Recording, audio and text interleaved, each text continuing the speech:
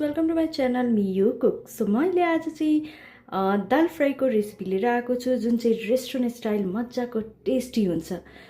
So यहाँ चाहिँ मैले के इन्ग्रिडियन्ट्सहरू युज गरेका छु। मैले लिएको छु चनाको दाल, जिरा, कालो मरिच, तेजपत्ता, अनि धुलो खुर्सानी, बेसार, अनि यसमा चाहिँ हाम्रो टमाटर रहेछ, लसुन रहेछ, प्याज रहेछ, धनिया पत्ता अनि खुर्सानी। त सुरु गरौँ है। अब हामी यो दाललाई पकाउने कुकरमा।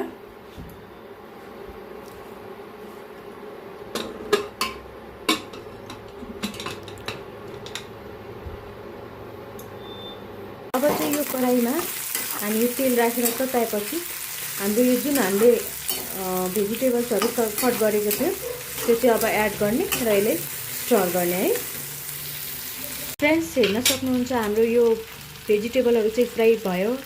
अब चाहिँ यसमा हाम्रो यो कुकरमा बनाएको दाल चाहिँ एड गर्ने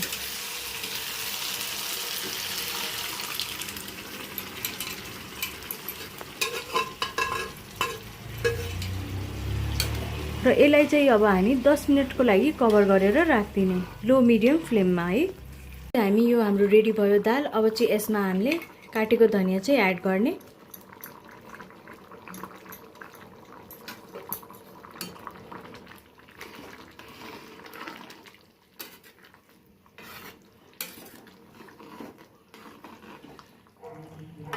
हाम्रो यो दाल फ्राई चाहिँ रेडी भयो। मैले चाहिँ यसलाई रोटीसँग सर्भ गरेको छु, तर हजुरहरू आफ्नो इन्ट्रेस्ट अनुसार चाहिँ अब भातसँग पनि खानुहुन्छ, रोटीसँग पनि खानुहुन्छ है।